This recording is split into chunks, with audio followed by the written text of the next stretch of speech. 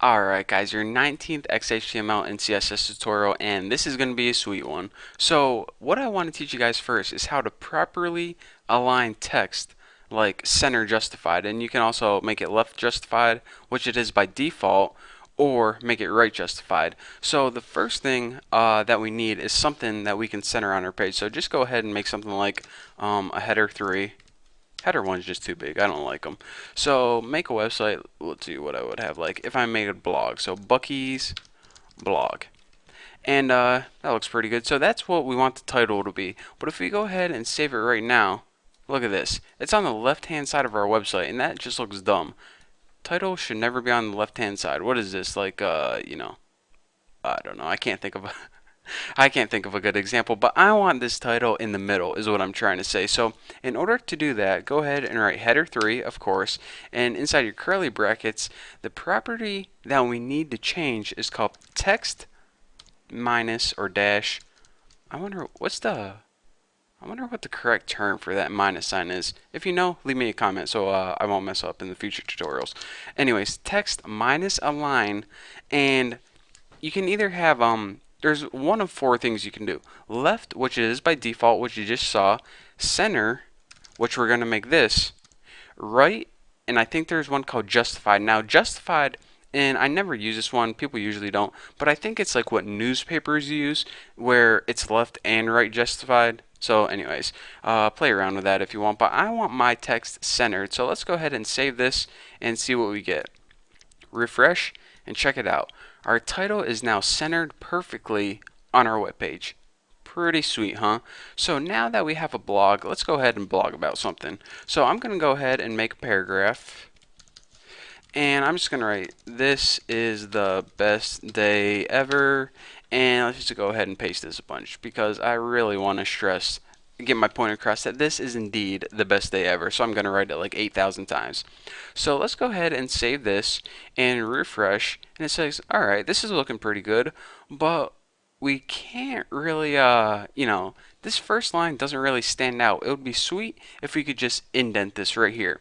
So you get this brilliant idea to go in here and write space, space, space, space, space, space, space, about 15 spaces. That looks pretty good. So let's go ahead and save this, refresh, and what the heck? What's going on? It's not working. Did we break it? No. Remember that XHTML is white space insensitive. So it takes that white space and pretty much is like, yeah, I'm just going to ignore that. So anytime we want to add an indent on our paragraph, which you want to do a lot of the time actually, you need to add a special property called text indent. Now, text minus or dash, who knows, indent is spelled like that. And you can either do this as a percentage, I believe, or what everyone just normally does is they use a certain number of pixels. How many pixels do you want to indent it? In order to do that, just write the number of pixels and write px after it. So now once we go ahead and save it, it's going to go ahead and indent that 25 pixels. Or again, you don't have to indent at 25. You can indent whatever number you like. But that is how you indent text in a paragraph.